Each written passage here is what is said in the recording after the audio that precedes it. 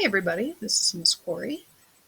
Today we are going to do U1-L2, how we measure historical events. Some of you are probably like, who the heck is she? I am Miss Corey. If you have me sections 1 and 2, you have me as a teacher. If you have section 3, you have Mrs. Hinkle. I will be the one who makes the majority of these videos, so you will see my face a lot, which is okay, I guess. So you are going to start off with this ed puzzle today. Now you might be thinking, well, what about our study guide? So yep, the study guides correspond with the ed puzzles. So here's your U1-L1 Unit 1 study guide. Okay, so you are going to go until lesson 2. So remember, U1-L2 stands for Unit 1, lesson 2. So you're going to answer the vocab words here on lesson 2 today under this lesson 2 section. So you can see here's all the vocab words we're going to do. And then it'll be so on and so forth, like throughout the rest of the semester, if not the year, of how we take notes with ed puzzles and our study guide. So let's get back to the slideshow real quick. So learning targets for today is for you to understand how time is measured, distinguish between AD and BC and CE and BCE, understand basic concept of a timeline, and how to apply ACAPs. So as you watch this video, you're going to open up your U1-L1 study guide, take notes as you watch the video. Any vocab words or important concepts will be in red text. Typically the vocab words / concepts are in order of the video in your study guide. Once in a while, I might accidentally put them out of order, but typically they're in order. And you're also going to write down your own definitions or take my definitions into your notes. So here's the thing. I don't want you Googling answers. I don't want you using AI. You need to put the notes either in your own words, or you can go to the resource folder where I have the slides linked. Okay, you can take some of my words if you really want to. Okay? No plagiarizing. Don't Google things. Okay? That will result in a 0. Especially if there's information like I didn't say in the video and then somehow ends up in your notes.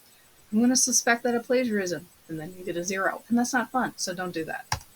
All right, so questions I ask you that I only want you to answer on the ed puzzle itself. So when you're watching the ed puzzle, there's blue text, meaning like there's a question that pops up. It'll pop up on the side of your screen, and you're going to answer that question. So any of those are always just going to be in blue text. Answer them the best you can. I do not grade them if you were right or wrong, only if you take an educational guess. So if it's a question and your guess is something really weird and really off topic, then I will deduct 2 points. Yes, I do grade every single one of your answers individually. So I read them all. So make sure they're good educational guesses, but again, I don't deduct points if you're wrong. Another thing too, while watching the ed puzzle. So if you do not have your ed puzzle pop up, if I ask you a question in blue text, if the video does not stop and something does not pop up, you need to turn off your ad blocker. To do that, it's usually a little hand with a little stop sign, and it's up here in the upper right corner. You're going to click on that, and you're going to pause this for the ed puzzle site. Okay, you need to have your ad blocker turned off, or else it's not going to work, and you're not going to get points, and that means that the assignment will be missing, and that means that you will be marked as absent in attendance. So make sure that is done. If you have questions, please let me know. All right, so another thing, study guides. Study guides are used out through the whole unit, so they are due the day of the test. So whenever the day the test is due is when your study guide is due. Another thing that a lot of students have confusion on, they're like, wait, teacher, I have a question. I was looking at my Schoology grade. I just got done with my ed puzzle, and I got a 0 or like a 1.7 or a 3 or a 4.44 on my ed puzzle, but I watched it all the way through. Like, what's up? Why is the score so low? Do not panic. So when you complete an ed puzzle talks to Schoology and like kicks in a grade into Schoology, and sometimes it's just kind of like a random number. So don't panic. It takes me about let's say 48 hours at max to go through, look through all your ed puzzles and fix your grade to fives if you did it all correctly, or had educated guesses. So okay, so don't panic if you see a weird number like that. Just give me 48 hours to fix it. If it's still not done after that, please email me. Another thing too, you need to watch the ed puzzle to the very, very end. Okay, no skipping, nothing. You need to watch the ed puzzle to the end. If you don't, you won't get points. You won't get points. You won't get a grade. You won't get a grade. You're going to get marked absent. So make sure you watch to the end. Sometimes like this little dude pops up, or I have had like you're done before pop up. Typically there's something that pops up saying like you're done. So first question for you is, do you have any questions about ed puzzle? And if none, just write none. Okay, let's get this slideshow started. So time. What is time? My first question for you, or actually my second question for you, is answer this on the ed puzzle. Who defines time, and how do you describe time?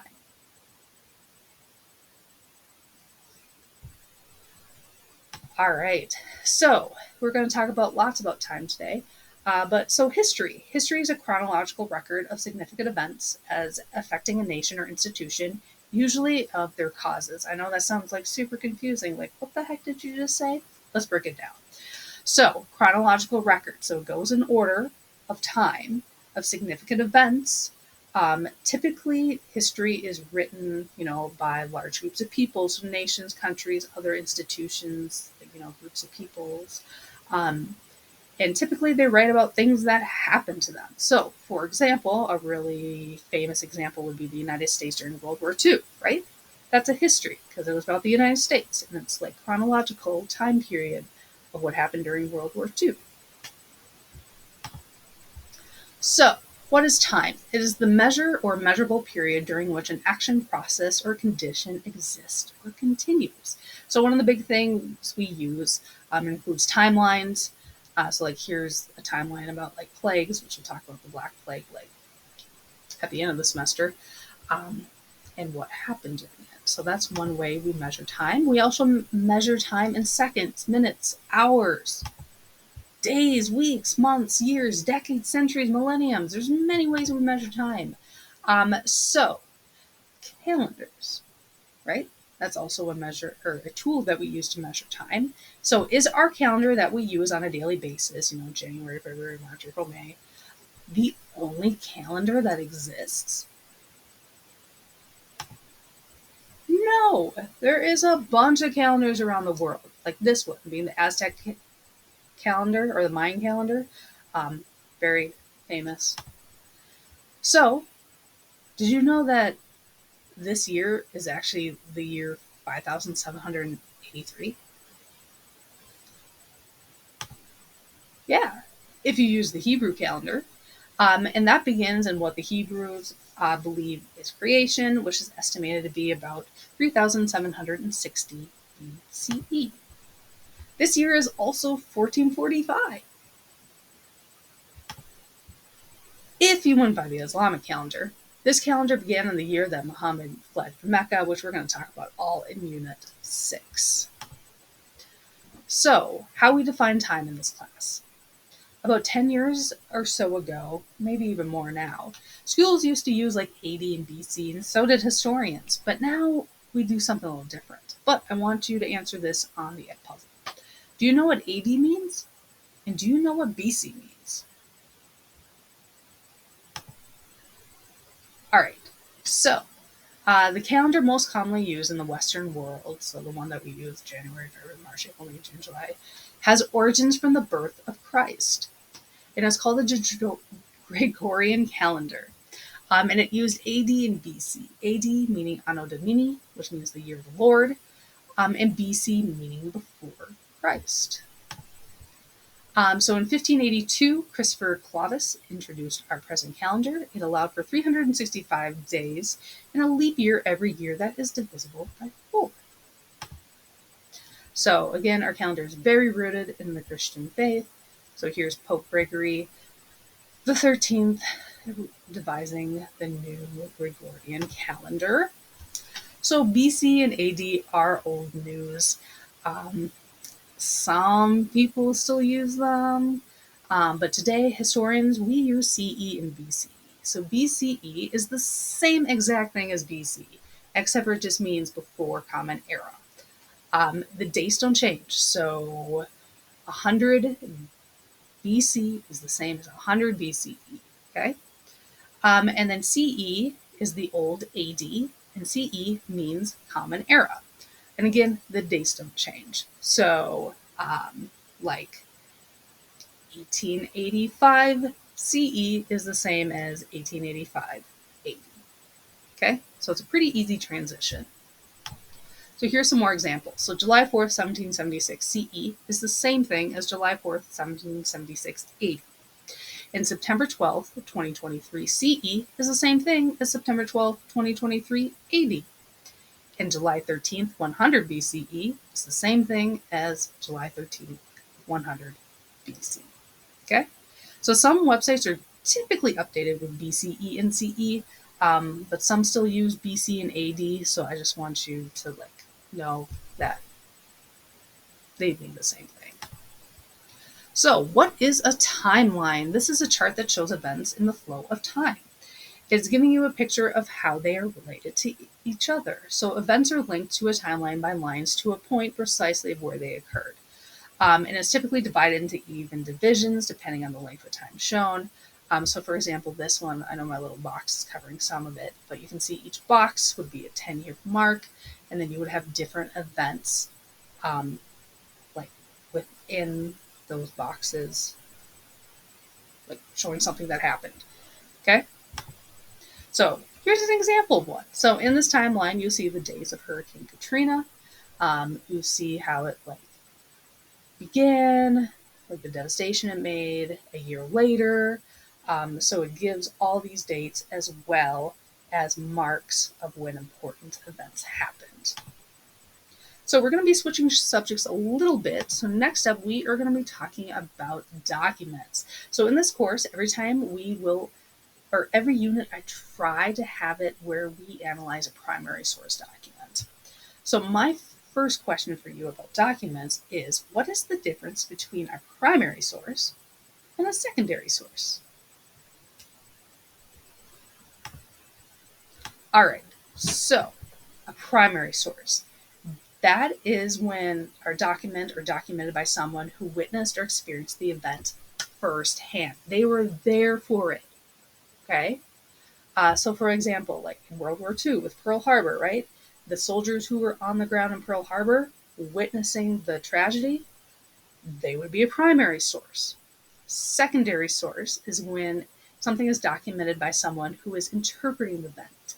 They were not there physically to experience it. So for example, a boy listening on the radio to a newscaster talking about Pearl Harbor, that would be a secondary source because the newscaster is probably not at Pearl Harbor himself.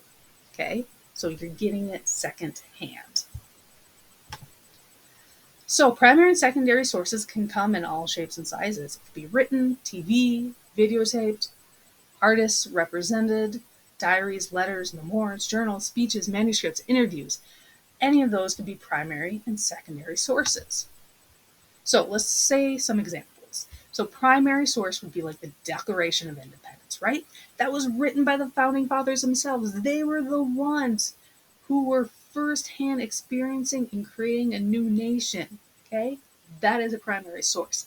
Secondary source would be like this book right here, Martin Luther King Jr., a biography by Roger Bruns, okay? So Roger Bruns, he wrote it. He's not MLK Jr., okay? He didn't live MLK Jr.'s life, so that would be a secondary source. All right, another example, primary.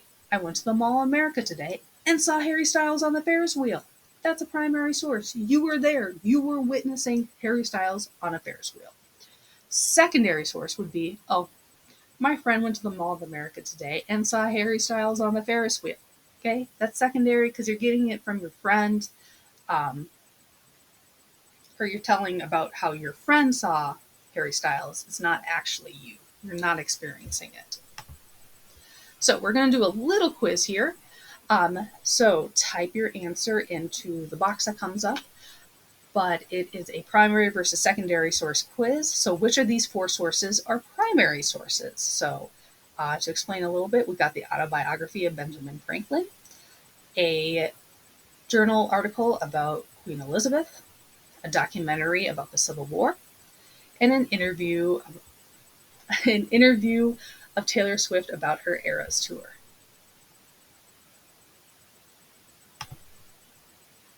Yeah, I know it's a little tricky. I'm going to help you explain some of them. So, A, yep, that's a primary source, right? It was written by Benjamin Franklin himself. It literally says his autobiography. Okay, he experienced his life, he wrote about his life. That's a primary source. The journal article about the Queen Elizabeth would be a secondary source. So it was written by journalists. They weren't Queen Elizabeth. They didn't experience her. That would be a secondary source. Now, documentaries are really, really tricky, right? Because you kind of think like, oh, are they primary? Are they secondary? So overall, they are secondary sources, right? So if you've ever watched a documentary before, you know that it's, usually narrators talking about stuff, pictures on the screen, typically historians interpreting things. So those are all secondary, but documentaries can include primary sources. So like when someone's reading off a quote or some pictures, those are all primary sources. So there can be primary sources within a documentary, but overall documentaries are secondary sources. And then, of course, interviewing Taylor Swift about her Eras tour, that's a primary source. You're interviewing Taylor Swift about her own tour, so she's experiencing it firsthand. So, next up, we're going to talk about grammatical symbols in historical texts. So, you probably are thinking, like, really, do we have to learn this? Yeah, actually, it's really, really helpful because you'll be reading a document and you'll be like, what the heck does this mean? I'm going to tell you what it means. So the first one we're going to go through is with brackets. It says SIC or sick in the middle of those brackets. This just means that the translator of the text is letting the reader know there is a grammar mistake in the original language and the translator is leaving it as an error. Okay? So instead of fixing the error, which sometimes translators do, they're just leaving it be to have the most authentic translation as they can. So for an example, if I was translating something into English and it said, the 2 sick of us are going out to dinner tonight at Maynard's, I left the sick in here because the 2 should actually be TWO, but in the original transcript, it was spelt like the TOO way. So that is what sick means. And then footnotes. Footnotes are a huge one.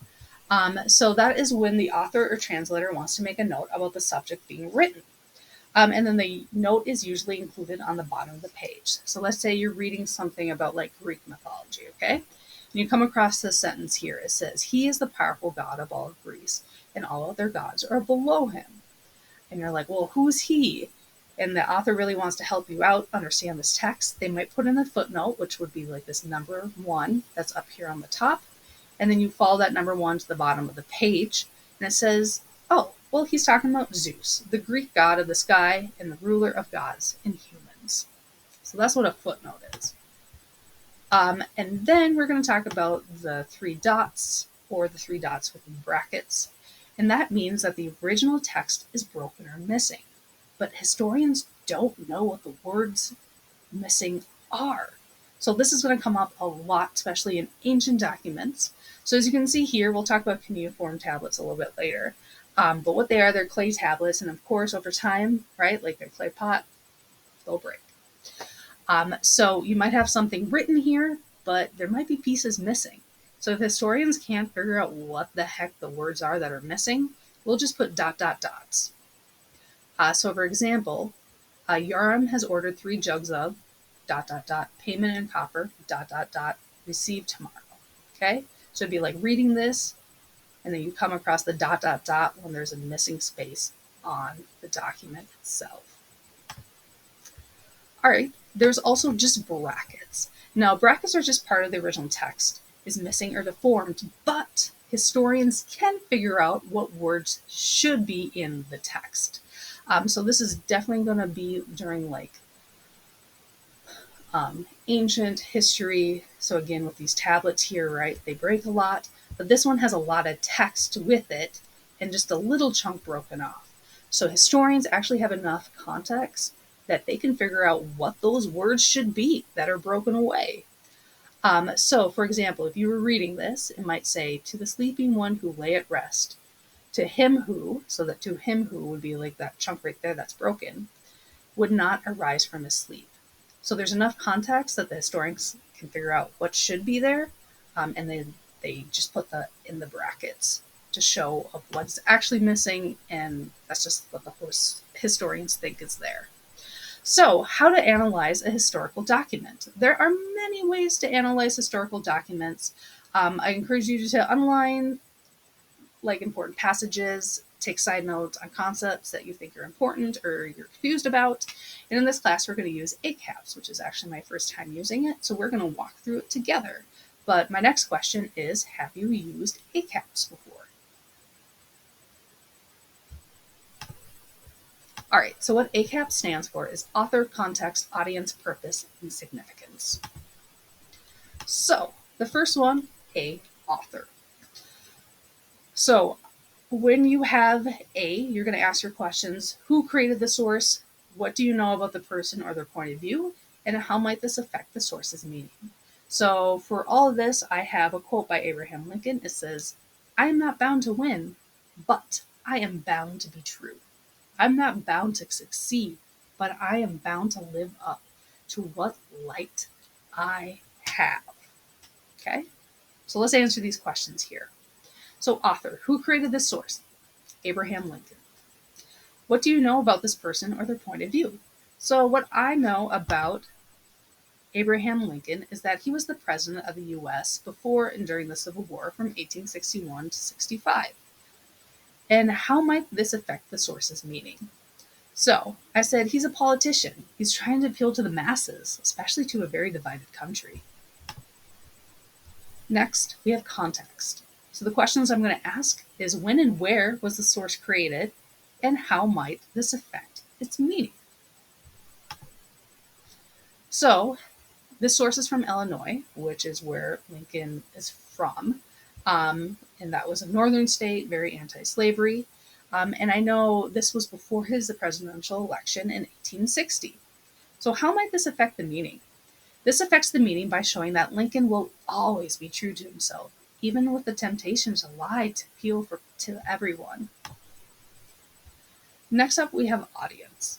For what audience was the source created, and how might this affect its meaning?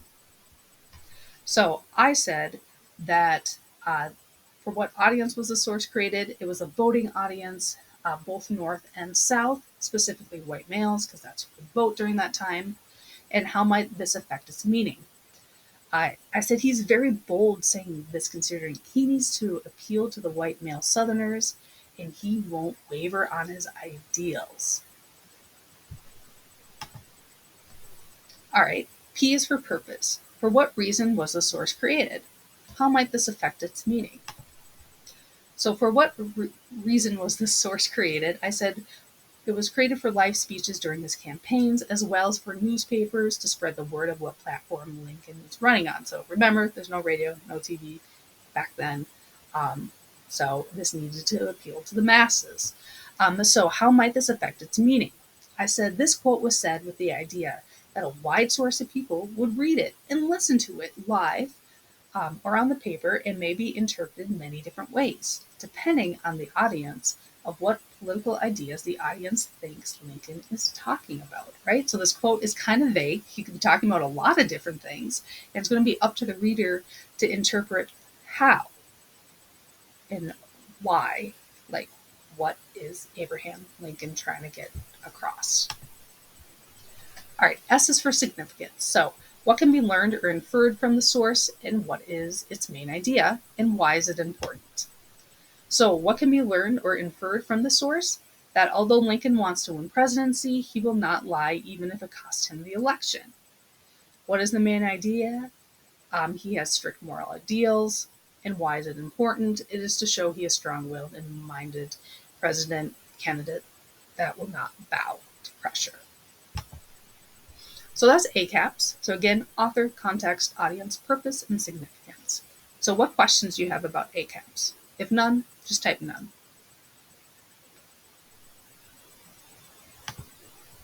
All right, let's wrap up today.